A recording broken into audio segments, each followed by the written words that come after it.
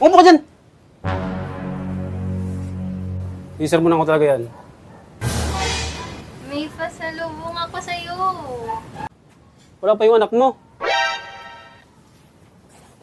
Nag-chat ba sa'yo yun? Alam yun. Gagabihin daw siya. Gabi-gabi. Gabi-gabi na lang yung ginagabi ah. Makakatim sa akin yung batang yan eh. Tuwing uwi na lang, gabi. Anong oras na dumarating? Kaya mo na yun. Malaki na siya eh. Alam niya na yung ginagawa niya. Ay, ito malaki na yan, babae yan.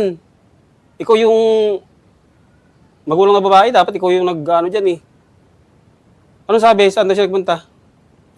Doon lang sa klase niya. May ginagawa daw sila. Anong ginagawa? Ayun po, sa school yata. Kagabi, anong oras dumating yan?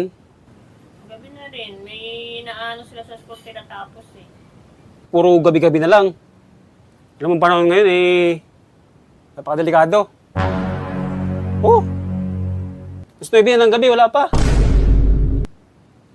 Stick na batang babae yan. Sino daw yung mga kasama niya? Kasama niya sa school. Classmate lang niya. Oo, gawa daw silang ano eh. Wala nga mga kasama lalaki. Wala. Tapos pinapicture niya kanina eh. Kasama niya yung mga klase niyang babae lang. Ano sinsay ng picture? Mm. Hindi pwede yung ganun. Gabi-gabi na lang ang... Gabi-gabi na lang. Uy, gabi-gabi. Ang oras niyang out ng ano niya, school. Anong oras? Alas 6? Mm. Oh. Ang uwi, alas 9. 3 oras na sa labas. Isermonan ko talaga yan. Gabi-gabi na lang eh. Makakatinto sa yung batang yan. Gabi-gabi na lang.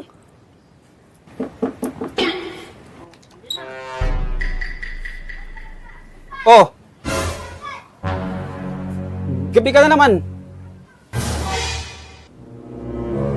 Saan ka magpupunta?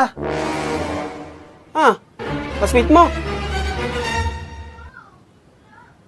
Gabi ka na nauwi. Umupo ka dyan.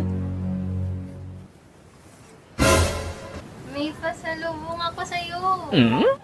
May pasalubong ka. Anong pasalubong mo? Charan! Uy. Ayos to ah. Sige. Magbis ka na dun. Tuwang-tuwa naman ng tatay pag may ate. Siyempre, pasalubong na anak ko yan eh. Dapat, inaano ko yan. Ikaw, nagpapasalubong ka ba ng ganito? Sige, nak. Nak. Good. Magbis ka na, kumain ka na.